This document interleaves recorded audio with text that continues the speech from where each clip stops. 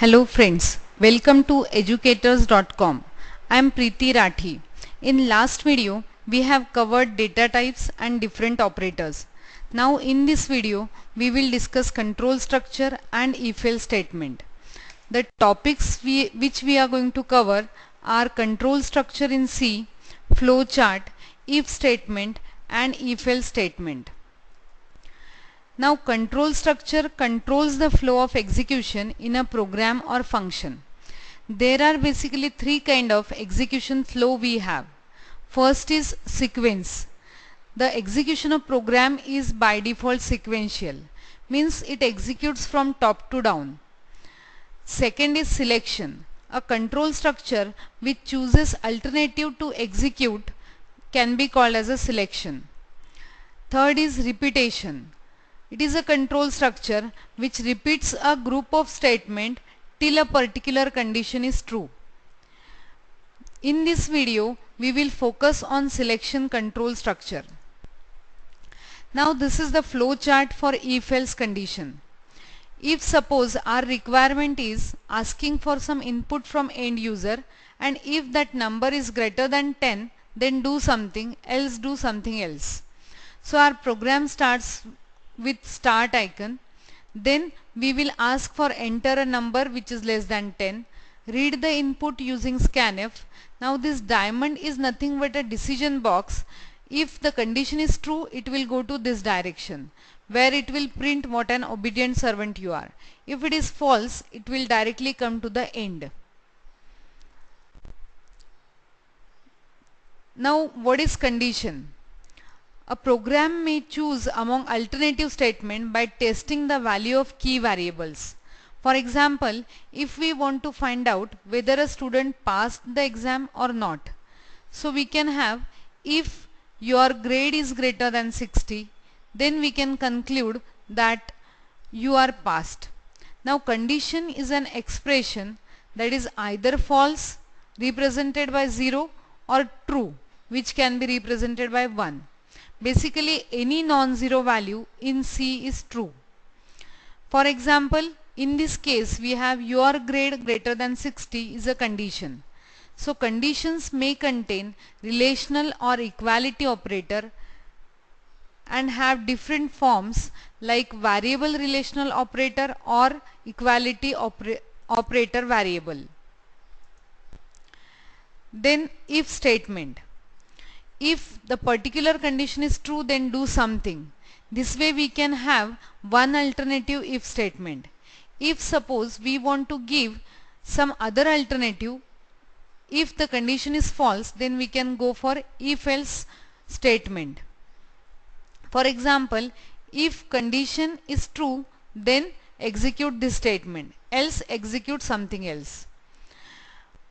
If rest heart rate is greater than 56, then we'll print keep up your exercise program, else we want to display your heart is in excellent health. So this way we can use if else condition. If we have only one alternative, then we can go for only if statement. For example, if x is not equal to 0, then we will calculate product value as product equal to product into x. Now we will check out the application practically. If suppose we want to ask for marks from end user, and depending on the marks we want to conclude whether the student is failed or passed. So we will first have a variable, say marks, of integer data type. Then we'll call CLR_SCR just to clear the screen. Then we'll print enter marks.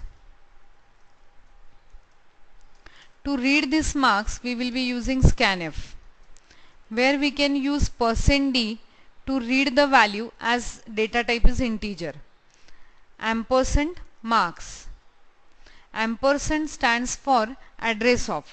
So the marks entered by end user will be stored in variable marks. Now we will check out if marks are greater or equal to 60, then we'll print you are passed the exam, right? Now last statement we have get ch. Before this statement, if we want to print something, so we can have a printf statement saying before end. Now I'll execute this application.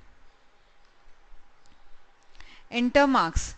If I'll enter 70, it will display you are passed the exam and before end. As the condition is true, that if block is executed. If I execute it again and I'll enter some lesser value, then the condition becomes false and that if block is skipped. Directly we are getting before end.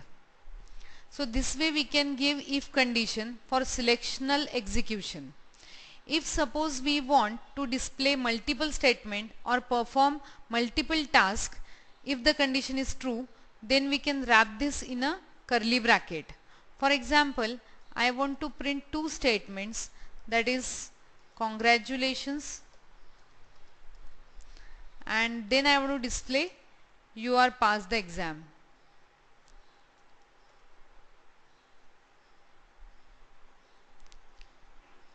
Now if I'll execute this and if I'll enter 70, so the output will be both the statement. If I'll give the input which is lesser value, then the condition will become false and both statement will be skipped. Now in this case I would like to point out one more thing here, that if I give some semicolon here, first I'll show you the output and then we'll discuss what happened. After if I have given a semicolon, now I am executing it. I'll enter 30. So which makes the condition as a false and we are expecting if block should be skipped.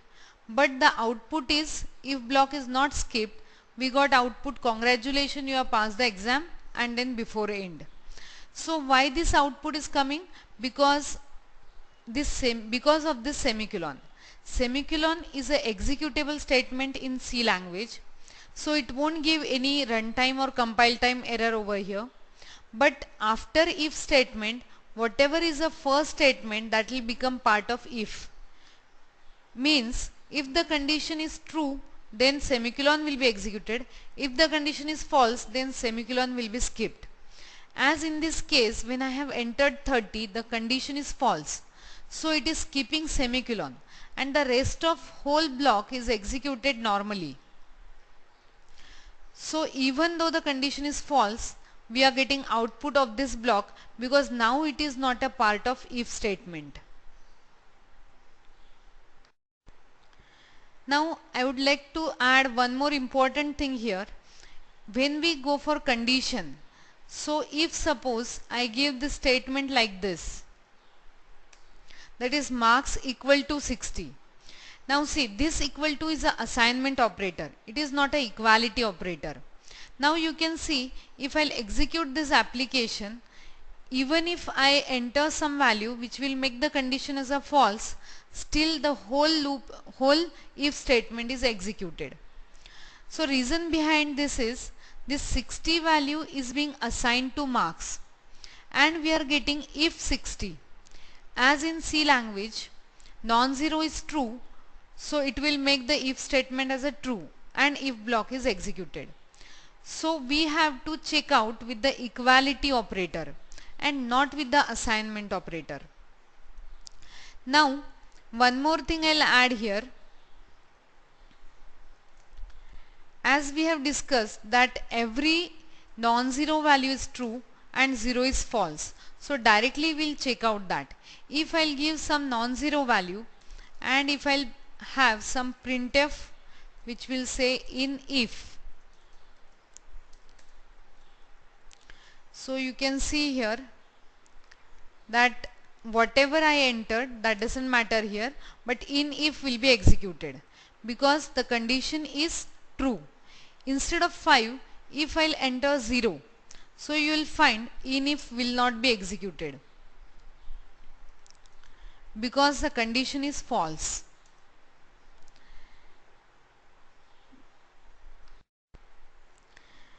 Now in C language we have this as a multi-line comment. So I'll just comment this part and again we'll come back to previous example where we have given if marks are greater than or equal to 60, then we want to conclude about you have passed the exam.